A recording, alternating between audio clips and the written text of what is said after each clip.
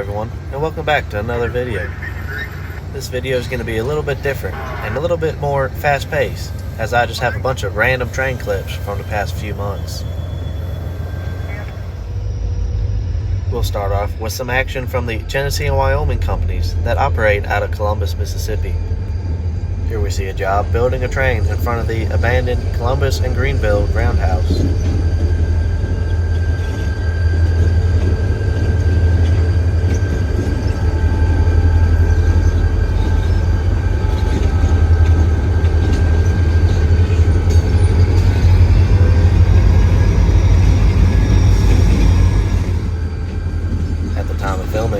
These two SD40-2s had just been brought into Columbus to work on jobs here. The Columbus and Greenville Railway works a giant steel mill outside of town, Steel Dynamics Incorporated, so most of their trains consist of steel coil cars and scrap guns.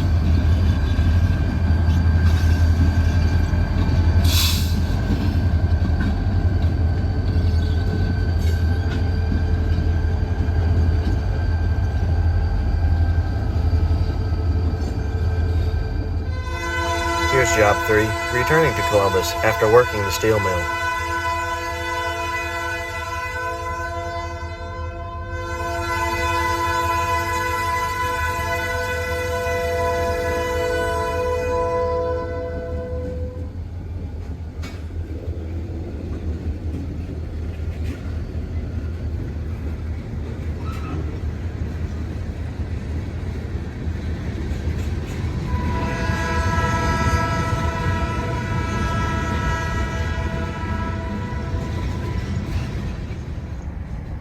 At the time of this video, SD40-2s had become the assigned power for Job 3.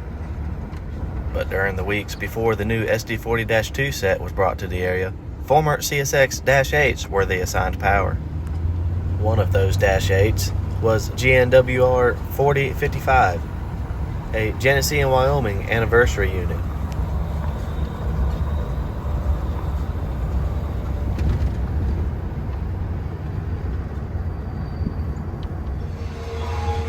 But 4055 is still floating around between different jobs where needed. Here he is leading Job 3 with another SD40-2, slowly picking up speed after leaving the steel mill.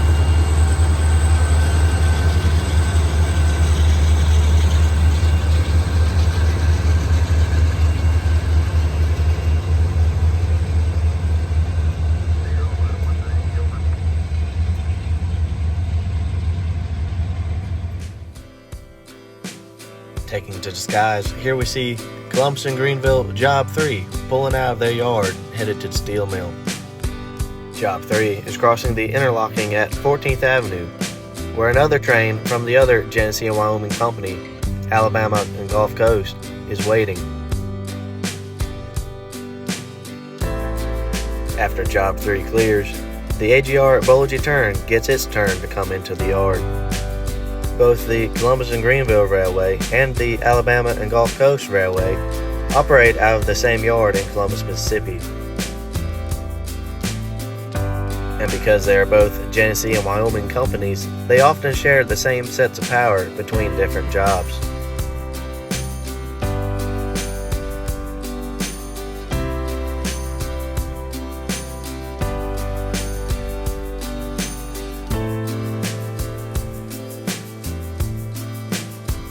The Alabama and Gulf Coast also run a local out of this yard that works all the industries south of Columbus. Here we see that local building his train in the yard that passes under Highway 82.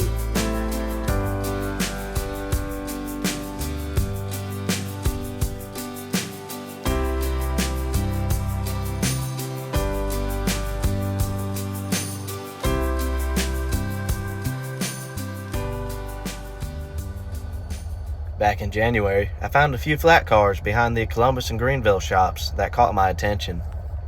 These cars have their reporting marks QUAX, and a quick Google search told me that those are the reporting marks for Red Streak Rail Services, a company that specializes in building equipment to transport damaged train cars.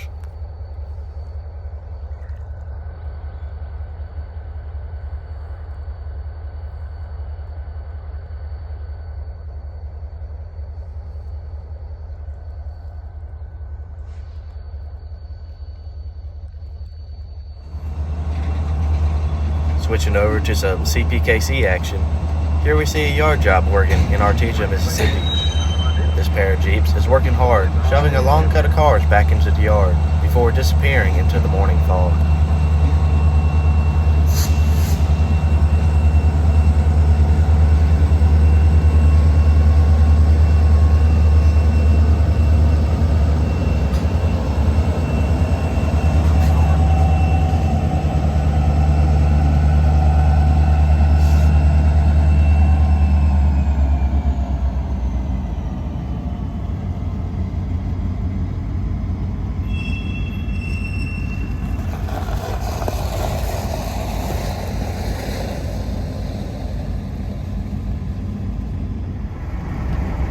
One train that I always try to catch is the oil trains that come through with Canadian National run-through power.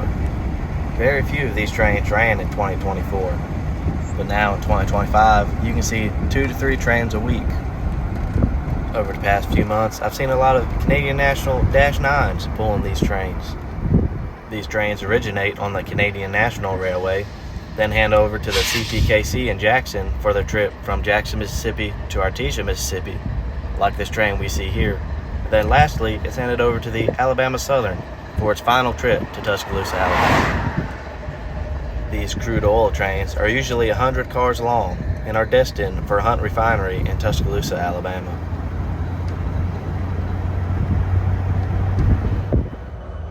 The Canadian National run-through power adds a nice mix to the regular CPKC and Genesee, Wyoming trains we usually see. These oil trains sometimes bring foreign power from other railroads, like CSX 3382, an ET44AC locomotive that can produce 4,400 horsepower.